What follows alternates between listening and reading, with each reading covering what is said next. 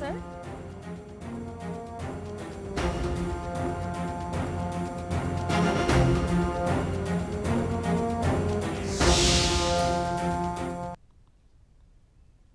నమస్కారం. ప్రతిధ్వనికి స్వాగతం. విద్యారంగంలో ఎప్పుడూ ఇంత గడ్డు పరిస్థితులు చూసి ఉండవేమో.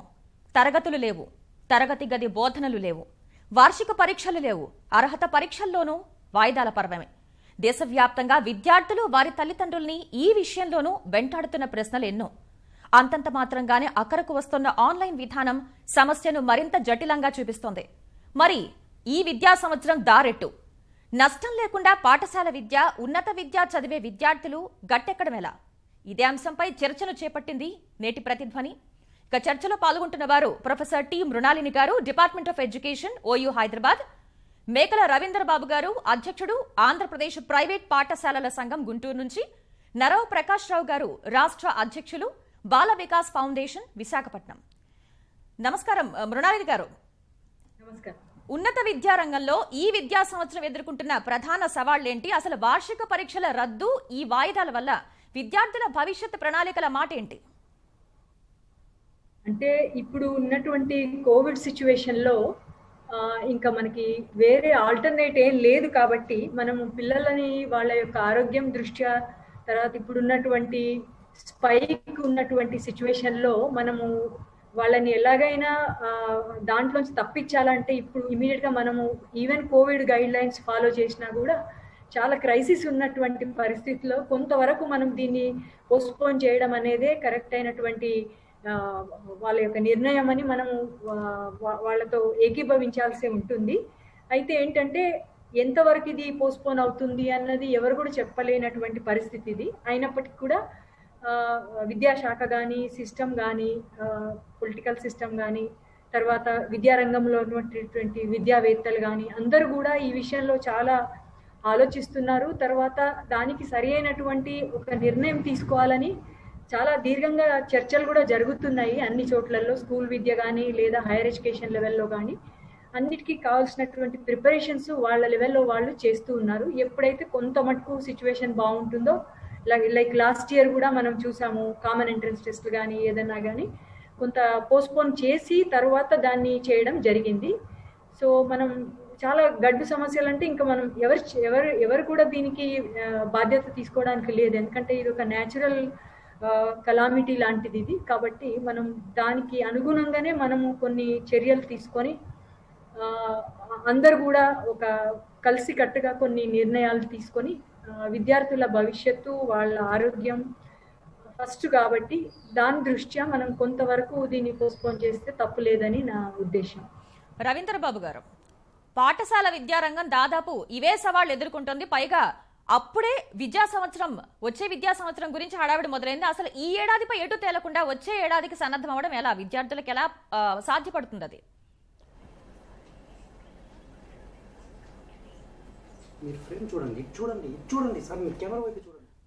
ప్రకాష్ రావు గారు, అసలు ఈ పరిస్థితుల్లో సంబంధిత కోర్సుల్లో విద్యార్థుల ప్రతిభను గుర్తించడానికి ఎలాంటి కొనమాలను పాటిస్తారు? అసలు మెరిట్ స్టూడెంట్స్ పై దీని ప్రభావం ఎలా ఉంటుందంటారు?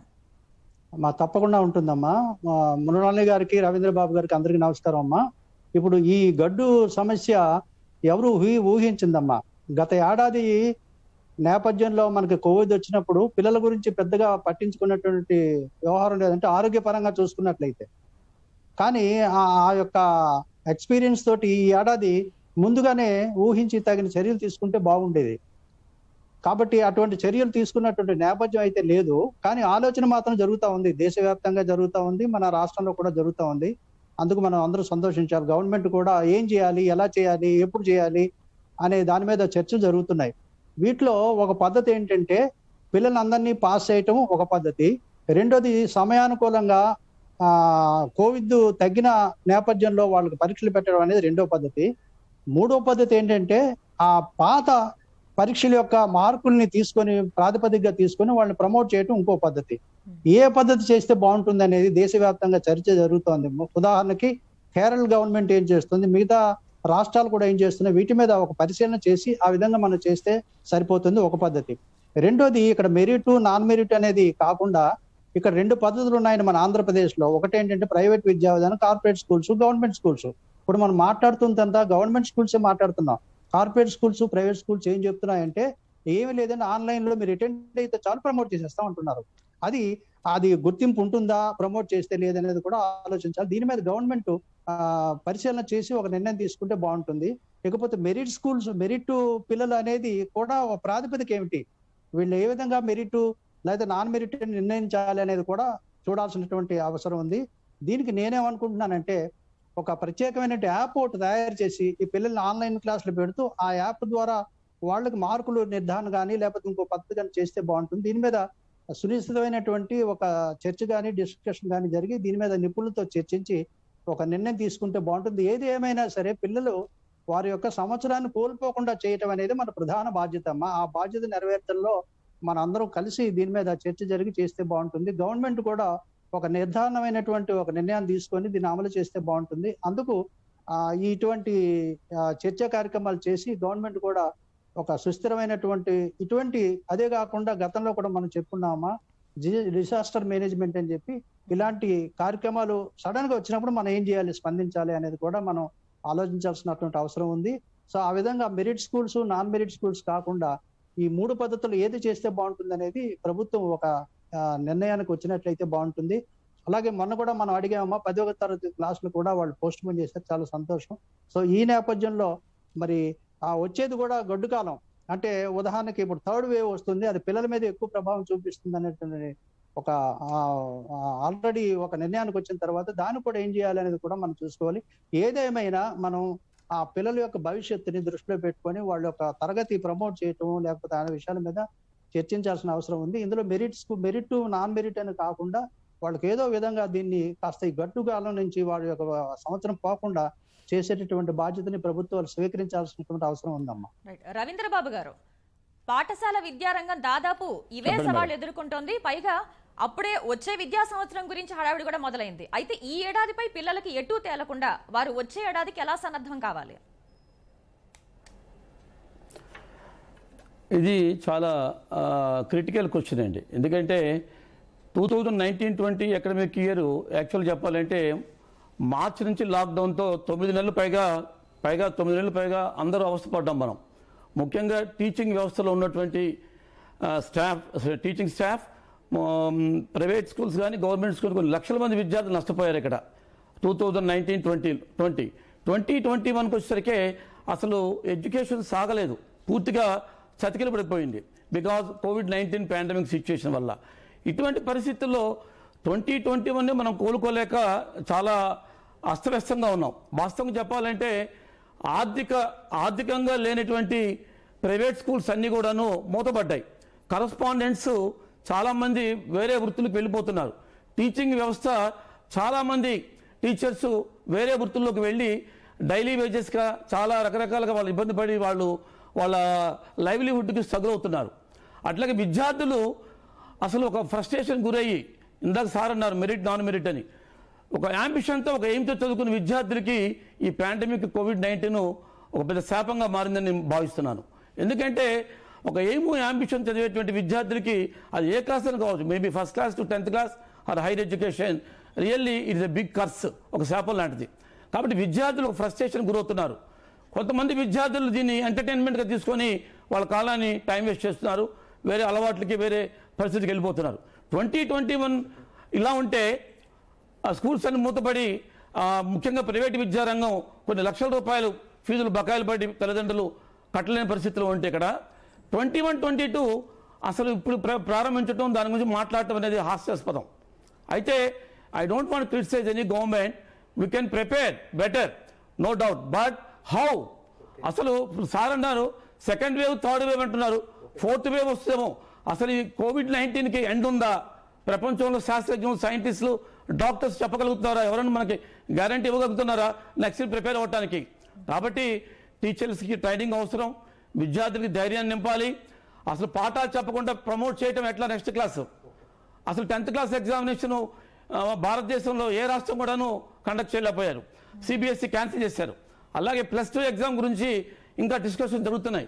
ఇటువంటి క్రైసిస్లో అసలు నెక్స్ట్ ఇయర్ గురించి మాట్లాడటం అనేది నాకు తెలిసినంత వరకు సబబు కాదనిపిస్తుంది.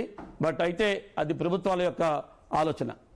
మృణాలి గారు, అసలు ఇలాంటి పరిస్థితి విద్యార్థులు కానీ వారి తల్లిదండ్రులు కానీ ఎప్పుడు చూసుండమేమో, కానీ పాఠశాలలో ఇంటర్ పరీక్షల సంగతి తేలకుండా విద్యార్థులు ఉన్నత విద్యలో ప్రవేశాలు ఎలా సాధిస్తారు? అసలు వివిధ కామన్ ఎంట్రన్స్ ఎగ్జామ్స్ పరిస్థితి ఏంటంటారు? అంటే ఇప్పుడు రకరకాలుగా వాళ్ళు డెసిషన్స్ తీసుకుంటున్నారు. అంటే వాళ్ళ యావరేజ్ పెట్టుకొని ఫస్ట్ ఇయర్వి అలాంటి మార్కులను తీసుకొని దాని యావరేజ్, ఇంటర్నల్ అసెస్మెంట్స్ ఇవన్నీ బేసిస్లో వాళ్ళని పుష్ చేయడం.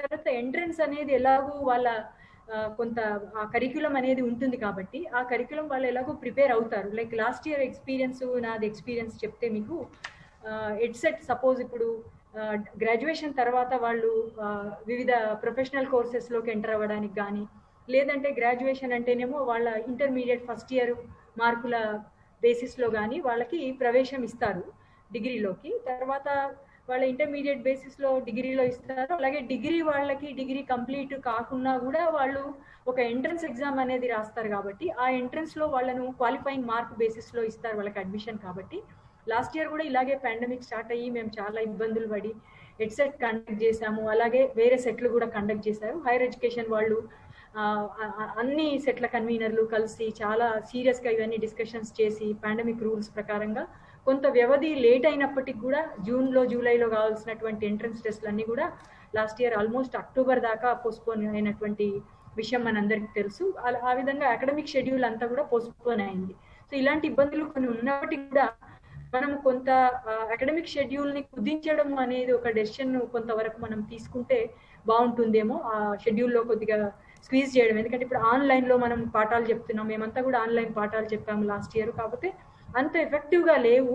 మనం ఎలాగైతే ఫేస్ టు ఫేస్లో ఉన్నటివి, తర్వాత అటెండెన్స్ ఎన్ష్యూర్ చేసుకోలేకపోవడం, తర్వాత ఈ పిల్లలు ఎవరైతే మోస్ట్లీ మా ఎంట్రన్స్లో టీచర్ ఎడ్యుకేషన్లో కానీ ఇంకా వేరే ఇంజనీరింగ్ ప్రొఫెషనల్ కోర్సెస్లో కానీ చాలా కోర్సెస్లో కూడా మనకు పిల్లలు ఒక ఎక్కువ మటుకు రూరల్ ఏరియా రిప్రజెంటేషన్ ఉంది కనుక మన ఎస్పెషల్లీ తెలంగాణ రాష్ట్రం కానీ ఆంధ్ర రాష్ట్రం కానీ ఈ పిల్లలకి ఒకటి అఫోర్డబిలిటీ, ఇంటర్నెట్ కనెక్టివిటీ ఇలాంటివి లేకపోవడం మూలంగా మనకు hardly 40 to 50 at the most 60% attendance అలాగా ఉండేది. కొంతమంది పిల్లలకి అఫోర్డబిలిటీ లేని వాళ్ళు, ఇంటర్నెట్ కనెక్టివిటీ ఇష్యూస్ ఉన్న వాళ్ళు, ఇలాంటి ప్రాబ్లమ్స్ ఉన్న వాళ్ళు ఆన్లైన్లో కూడా క్లాసులు అటెండ్ చేయలేకపోయారు. అయినప్పటికీ కూడా మేము కొన్ని లెర్నింగ్ మేనేజ్మెంట్ సిస్టమ్స్ అని, తర్వాత కొన్ని వేరే యాప్స్ ద్వారా, వాట్సాప్ ద్వారా, తర్వాత ఇతరత్ర షెడ్యూల్స్, యూట్యూబ్ ఛానల్స్ ద్వారా మేము వాళ్ళకి చాలా మాడ్యూల్స్ తయారు చేయడం, తర్వాత ఈ కంటెంట్ తయారు చేయడం, వాళ్ళకు డిఫరెంట్ రిసోర్సెస్ ఏవైతే దీక్ష ప్లాట్ఫామ్లో కానీ, తర్వాత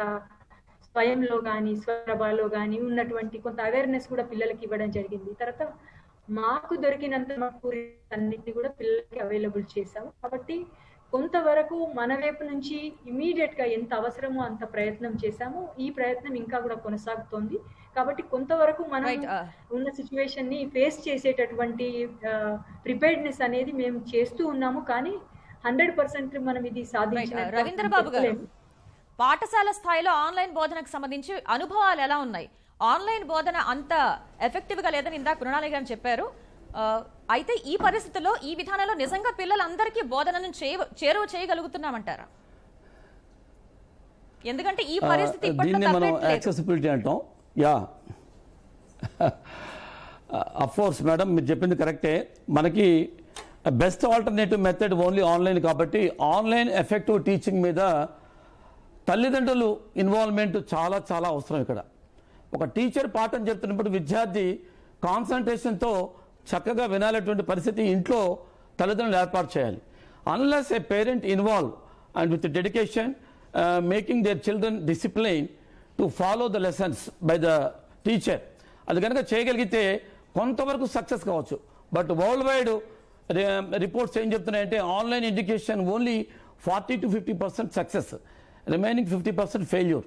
ఇండియాలో ఆన్లైన్ ఎడ్యుకేషన్ మీద డిబేట్స్, డిస్కషన్స్, మేధావులు, ఇంటలెక్చువల్స్, కరస్పాండెంట్స్, టీచర్స్ అందరూ డిస్కస్ చేస్తున్నారు.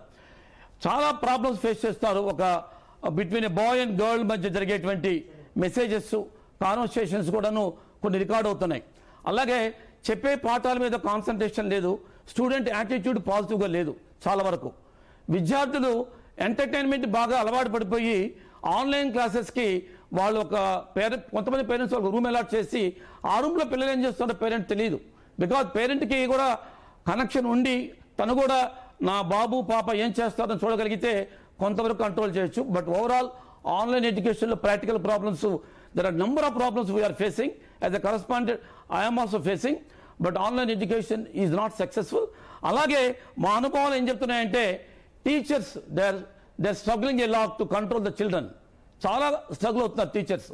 వాళ్ళని అటెండెన్స్ వెరీ పూర్, మేడం చెప్పినట్టుగా అటెండెన్స్ లేకుండా అసలు 50% అటెండెన్స్ లేకుండా పాఠాలు చెప్పి ఉపయోగం ఏంటి?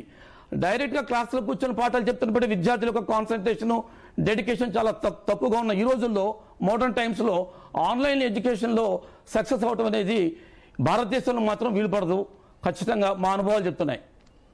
ప్రకాష్ రావు గారు, ఆన్లైన్ బోధన పరీక్షలకు సంబంధించి తెలుగు రాష్ట్రాల్లో క్షేత్రస్థాయిలో మీరు గమనించిన సమస్యలేంటి? తరగతి బోధనకు ఆన్లైన్ సరైన ప్రత్యామ్నాయం అనగలరా? ఎందుకంటే విద్యార్థులు వాళ్ళ సమస్యల్ని, వాళ్ళ సందేహాలు నివృత్తి చేసుకోవడానికి కానీ, లేదంటే వాళ్ళు పునశ్చరడం కానీ అవకాశం లేకుండా పోతుంది ఈ ఆన్లైన్ తరగతుల వల్ల. దీనికి ఎలాంటి ప్రత్యామ్నాయం ఉందంటారు?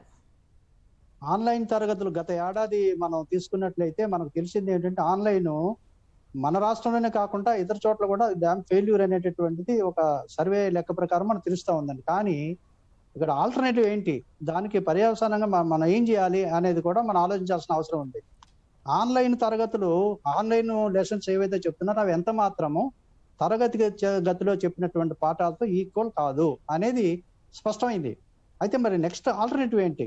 ముఖ్యంగా ఈ ఆన్లైన్ ఎవరికి అందుబాటులో ఉంటుందండి?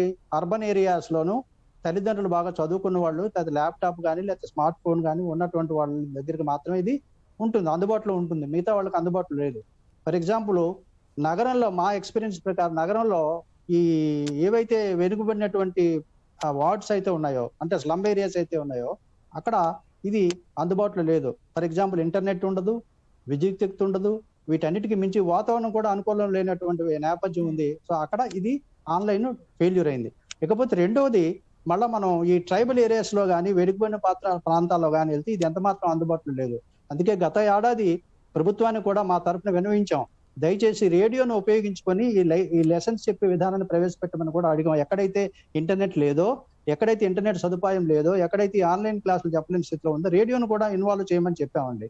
అది కొంతవరకు ఫలితం ఇచ్చినప్పటికీ ఇప్పటికీ సంవత్సరం నుంచి ఈ ఏడాది వరకు కూడా 7, 8, 9, 10 తరగతి పిల్లలు, చాలా మంది ఆడపిల్లలు వయసు పెరగటంతో ఈ ఆన్లైన్ క్లాసులు మానేసి వాళ్ళందరూ బాల కార్మికుల కింద మారిపోయినటువంటి యథార్థ సంఘటనలు కూడా కొన్ని ఉన్నాయి మనకి.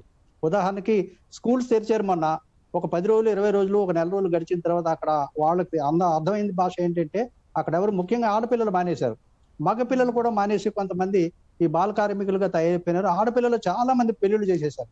సో ఈ నేపథ్యంలో మనకి ఎంత మాత్రమో ఆన్లైన్ క్లాసులు తరగతి గదులతో ఈక్వల్ కాదు. అయితే నెక్స్ట్ ఏం చేయాలి అనేది కూడా మన ప్రభుత్వం ఆలోచించాల్సిన పని ఉంది. ముఖ్యంగా వచ్చే ఏడాది అంతా కూడా, అంటే 21, 22 ఆ సంవత్సరం ఏదైతే ఉందో చాలా గడ్డు సంవత్సరం. ముఖ్యంగా పిల్లలకి అది ఎంత మాత్రమో అనుకూలంగా ఉండేటటువంటి సంవత్సరం కాదు. దీనిలో 2 ఉన్నాయన్నమా. ఒకటి వాళ్ళ యొక్క చదువు, రెండోదేమో ఆరోగ్యము, మూడోదేమో రక్షణ. ఈ 3 కూడా ప్రభుత్వం చేయాలి. ప్రభుత్వ బాధ్యత అది ప్రభుత్వం, ఎందుకంటే విద్యా హక్కు చట్టం అదే చెప్పింది. దేర్ఫోర్ ఆ నేపథ్యంలో ప్రభుత్వాలు పరిశీలన చేయాల్సిన అవసరం ఉంది. ఆన్లైన్ ఇక్కడ కళాశాల విద్య పూర్తి చేసి విదేశాలకు వెళ్ళాలి అనుకునే వారి పరిస్థితి ఏంటి? అక్కడి విద్యా క్యాలెండర్లు ప్రమాణాలకు ఇక్కడి పరిస్థితులతో పొంతన కుదురుతుందంటారా? అంటే ఇప్పుడు ఇది ప్రపంచ వ్యాప్తంగా జరుగుతున్నటువంటి పరిస్థితి కాబట్టి ఇంటర్నేషనల్ ఎడ్యుకేషన్ ఎలాగో చాలా మటుకు ఎఫెక్ట్ అయింది. పిల్లలు వెళ్ళలేకపోవడం, అక్కడ జాయిన్ కాలేకపోవడం, జాయిన్ అయినప్పటికీ కూడా వాళ్ళకి ఆన్లైన్ క్లాసులే వాళ్ళు ఇస్తున్నారు. అయితే దాంట్లో పెద్దగా ఇబ్బందులు ఏం లేవు, ఎందుకంటే ఇంటర్నేషనల్ లెవెల్లో వాళ్ళకు అడ్మిషన్స్ జరుగుతూ ఉన్నాయి. ఇప్పటికి కూడా కొంత మటుకు వాళ్ళందరికీ ఆన్లైన్ క్లాసులు అవుతున్నాయి. కాకపోతే అక్కడికి వెళ్ళి ఆ ఎక్స్పోజర్ ఏదైతే ఉందో ఆ ఎక్స్పోజర్ మాత్రం వాళ్ళకి లేకుండా పోయింది. అయినప్పటికీ కూడా మనము కొంతవరకు చెప్పాల్సింది ఏంటంటే ఇంటర్నేషనల్ విద్య డెఫినెట్గా ఎఫెక్ట్ అయింది ఈ పాండమిక్ వల్ల. మన దేశంకైతే అసలు ఎక్కువగా అంత లేదు డిమాండ్. కాకపోతే మన పిల్లలు బయటకు వెళ్ళే వాళ్ళకి చాలా మటుకు ఇబ్బందులు జరుగుతున్నాయి. నేను ఒక చిన్న ఆల్టర్నేట్ యాడ్ చేయదలుచుకున్నాను ఇంతకుముందు మీరు అడిగిన ప్రశ్నకి. మనం ఏదైతే ఆల్టర్నేట్స్ స్కూల్ విద్యలో ఆన్లైన్ క్లాసెస్ సరిగా జరగడం లేదు, అయినా అవి ఎఫెక్టివ్గా లేవు అని అంటున్నాం కదా. సో ఈ విషయం పరంగా నాకు చిన్న ఐడియాస్ కొన్ని ఏంటంటే, మనం కమ్యూనిటీ లెవెల్లో కొన్ని ఇనిషియేటివ్స్ తీసుకోవాల్సి ఉంటుంది. తర్వాత కమ్యూనిటీలో ఉన్న రిసోర్సెస్ని వాడడం, అక్కడ ఉన్నటువంటి ఎడ్యుకేటెడ్ పేరెంట్స్ కానీ టీచర్స్ కానీ ఇంకా మిగతా వాళ్ళు కూడా కొంత ఇనిషియేటివ్ తీసుకుంటే మనము ఈ ఆన్లైన్ క్లాస్లో ఇంపాక్ట్ ఏదైతే పిల్లలు చదవలేకపోతున్నారో వాటికి కొంత ప్రత్యామ్నాయం ఏర్పాటు చేయగలిగేటువంటి అవకాశం ఏర్పడుతుంది. ఎందుకంటే ఎక్కడికక్కడ ఆ కమ్యూనిటీలో వాళ్ళు resource generation, community learning centres లాగా చేసి ఇదొక ఇనిషియేటివ్ నా ఆలోచన చాలా రోజుల నుంచి ఉంది. రెండో ఇనిషియేటివ్ ఏంటంటే గవర్నమెంట్ పరంగా మనము ప్రతి విద్యార్థికి ఒక చిన్న ట్యాబ్, చాలా చీప్గా దొరికేటువంటి ఒక ట్యాబ్లో అన్ని పాఠాలు ప్రతి క్లాస్కు సంబంధించినవి పెట్టగలిగితే గనక ప్రతి పిల్లవాడికి రిసోర్స్ ఉంటుంది. తర్వాత ఆన్లైన్లో కేవలం వాళ్ళకు ఉన్నటువంటి డౌట్లు అలాంటివి ఏమన్నా ఉంటే వాటికి క్లారిఫై చేసుకోవడానికి బాగుంటుంది అని నాకు అనిపిస్తుంది. సో గవర్నమెంట్ తరఫున కానీ పేరెంట్స్ తరఫున కానీ ఇలాంటి ఇనిషియేటివ్స్ తీసుకొని కొంత చాలా ఇప్పుడు ఆన్లైన్లో ఎన్నో క్లాసులు చెప్పారు, ఎంతో మంది ఇనిషియేటివ్స్ తీసుకున్నారు. ప్రైవేట్ వాళ్ళు కానీ గవర్నమెంట్ వాళ్ళు కానీ సైట్లో కానీ మనకు దీక్ష ప్లాట్ఫామ్లో కానీ ఇలాంటివి చాలా ప్లాట్ఫామ్స్లో కూడా మనకి దీక్ష పోర్టల్, ఈ పాఠశాల, ఎన్సీఆర్టీ వాళ్ళది కానీ చాలా ఓఈఆర్స్ కూడా మనకు అవైలబుల్ ఉన్నాయి. డిటిహెచ్ ఛానల్స్ ఉన్నాయి, స్వయం ఉంది, స్వయం ప్రభ ఉంది, ఎన్పిటెల్ వాళ్ళవి, ఇంజనీరింగ్ వాళ్ళకు ఉన్నాయి, నిష్టాలో బోల్డని మాడ్యూల్స్ తయారై ఉన్నాయి, ఈ మాడ్యూల్స్. ఇలా చాలా రిసోర్సెస్ అవైలబుల్ ఉన్నాయి. కాబట్టి వీటిని ఒక సంధానం చేసి ఇక్కడ స్కూల్ పిల్లలకు కానీ అక్కడ హైయర్ ఎడ్యుకేషన్లో కానీ ఈ చిన్న ట్యాబ్ ఇచ్చినట్లయితే మనకి ఇంటర్నెట్ కనెక్టివిటీ కానీ ఇలాంటి ఇష్యూస్ లేకుండా వాళ్ళ పాఠాలు వాళ్ళు చదువుకోగలిగి ఆన్లైన్ లో టీచర్ వచ్చినప్పుడు క్లారిఫికేషన్ తీసుకోగలిగితే, ఇప్పుడు యూజీసీ ప్రపోజ్ చేసినట్టు బ్లెండెడ్ టీచింగ్ అంటున్నారు కాబట్టి అలాంటివి ఇనిషియేటివ్స్ మనం తీసుకుంటే కొంతవరకు మనము ప్రత్యామ్నాయ అవకాశాలు ఏర్పాటు చేసేటువంటి అవకాశం ఏర్పడుతుంది. రవీంద్రబాబు గారు, అసలు ఈ పరిస్థితుల్లో ప్రైవేట్ విద్యా సంస్థల మనుగడ ఎలా ఉంది? దానివల్ల రానున్న విద్యా సంవత్సరాల్లో ఎలాంటి ప్రభావం పడే అవకాశం ఉంది? కొంచెం మనకు సమయం తక్కువగా ఉంది సార్. ఇప్పుడు ఎస్ మేడం, ప్రైవేట్ విద్యా వ్యవస్థ గత 2 ఏళ్లుగా చూస్తే ఆర్థికంగా బాగా చితికిపోయినటువంటి వ్యవస్థ. కరస్పాండెంట్స్ ఈవెన్ సూసైడ్ చేస్తున్నారు లాస్ట్ ఇయర్ పాండమిక్ సిచ్యువేషన్లో. ఇప్పుడు కరస్పాండెంట్స్ రూరల్లో కానీ అర్బన్లో కానీ బడ్జెట్ స్కూల్స్, ముఖ్యంగా 15,000 స్కూల్స్ ఉంటే 9,000 బడ్జెట్ స్కూల్స్ ఉన్నాయి రాష్ట్రంలో. 36 లక్షల మంది ప్రైవేటు స్కూల్స్లో విద్యార్థులు విద్యను అభ్యసిస్తున్నారు. 3,50,000 మంది టీచర్స్ పనిచేస్తున్నారు, స్టాఫ్ టీచింగ్, నాన్ టీచింగ్. ఇంత పెద్ద వ్యవస్థ 45 నుంచి 50% లిటరసీకి ఈ రాష్ట్రానికి కంట్రిబ్యూట్ చేస్తున్నటువంటి ప్రైవేటు విద్యా వ్యవస్థని ప్రభుత్వాలు నిర్లక్ష్యం చేయకూడదు. ఎందుకంటే ప్రభుత్వ పాఠశాలలు, ప్రైవేటు పాఠశాలలు ఎప్పుడైతే ప్రభుత్వాలు ఒకలా చూస్తాయో మన రాష్ట్రం, ముఖ్యంగా ఆంధ్రప్రదేశ్లో 90% లిటరసీ తీసుకొస్తాం కేరళ మాదిరిగా. అంటే ఆ సమన్వయం, కోఆర్డినేషన్ లోపం చాలా ఎక్కువ ఉంది ఇక్కడ. అంటే పార్షియాలిటీ ఎక్కువ ఉంది. అంటే ప్రైవేటు విద్యా వ్యవస్థల్ని రుణాలతో ఆదుకోవాలి ప్రభుత్వాలు అని మేము చాలాసార్లు రిక్వెస్ట్ చేశాం. లాస్ట్ 2 years అడుగుతున్నాం, ఇప్పటికీ అది లేదు. టీచర్లకి కనీసం 10,000 రూపాయలు ఏదన్నా కరువు భృత్యంగా ఇవ్వండి అని అడిగాం, లేదు. అలాగే ఎన్ని వ్యత్యాసాలు ఉన్నాయంటే ప్రభుత్వ పాఠశాలలు, ప్రైవేటు పాఠశాలకి చాలా వ్యత్యాసాలు ఉన్నాయి. ప్రైవేటు పాఠశాలలో కార్పొరేట్ వ్యవస్థ మాత్రం ఖచ్చితంగా చాలా హెల్దీగా, సౌండ్గా ఉన్నారు. కానీ బడ్జెట్ స్కూల్స్ పరిస్థితి మాత్రం చాలా దీనంగా ఉంది. చాలా దయనీయమైన పరిస్థితిలో ఉన్నారు కరస్పాండెంట్స్, టీచర్స్. ఇది మాత్రం వాస్తవం. దీనికి నేను చెప్పదలుచుకున్న సొల్యూషన్ ఏంటంటే, మేడం 1 minute చెప్పండి సార్. Madam 1 minute.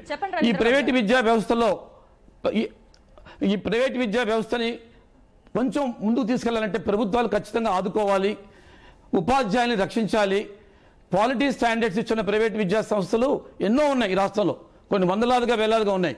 అటువంటి విద్యా వ్యవస్థ, క్వాలిటీ స్టాండర్డ్స్ ఇచ్చిన విద్యా వ్యవస్థని ఖచ్చితంగా ప్రభుత్వాలు ఆదుకోవాల్సిన బాధ్యత ప్రభుత్వాలకు ఉందని తెలియజేసుకుంటున్నాను. రైట్. ప్రకాష్ రావు గారు, పాఠశాల విద్య అయినా కళాశాల విద్య అయినా విద్యార్థుల ప్రయోజనాలు దెబ్బతినకుండా వారి భవిష్యత్తును దృష్టిలో పెట్టుకుని కేంద్ర రాష్ట్ర ప్రభుత్వాలు ఇప్పటి వరకు ఎలాంటి చర్యలు చేపట్టాయి? ఇకపై ఎలాంటి చర్యలు చేపట్టాలి? ఇటువంటి అనుకోని ఇబ్బందులు మనకు ఎదురైనప్పుడు ఏం చేయాలనే దాని మీద ప్రభుత్వాలకి ఒక సుస్థిరమైనటువంటి ఒక అవగాహన ఉండాలండి. ఉదాహరణకి గత ఏడాది మనకి ఈ పాండమిక్ వచ్చినప్పుడు ఏం చేసాం, మళ్ళా వస్తే ఏం చేయాలనే దాని మీద ఒక ప్రాజెక్ట్ రిపోర్ట్ లాగా ప్రభుత్వం దగ్గర సిద్ధం చేసుకున్నట్లయితే ఇప్పుడు రెండోసారి మనకు పాండమిక్ వచ్చినప్పుడు దాన్ని ఎదుర్కొనేటటువంటి అవకాశం కలిగి ఉండేది. కానీ అది జరగలేదు. మూడోది మళ్ళా వస్తుంది, దానిలో పిల్లలు ఎక్కువ మంది ఇబ్బంది పడుతున్నారు అనుకునేటప్పుడు కేంద్ర రాష్ట్ర ప్రభుత్వాలు ఈ సమయంలో ఒక అభిప్రాయానికి వచ్చి రాష్ట్ర ప్రభుత్వాలన్నీ కేంద్ర ప్రభుత్వంతో సమన్వయం చేసుకుంటూ ఏం చేస్తే బాగుంటుంది అనే దాని మీద ఒక నిర్దిష్టమైనటువంటి ప్రణాళికతో ముందుకెళ్ళాలి. ఇందాక ఆ సార్ చెప్పినట్టు ఇది ఇప్పటితో ఆగదండి. ఈ 3rd, 4th, 5th ఎప్పుడు వస్తుందో మనకు తెలియదు. అందుకే తమకు మనవి చేశాను, మొట్టమొదటి డిసాస్టర్ మేనేజ్మెంట్.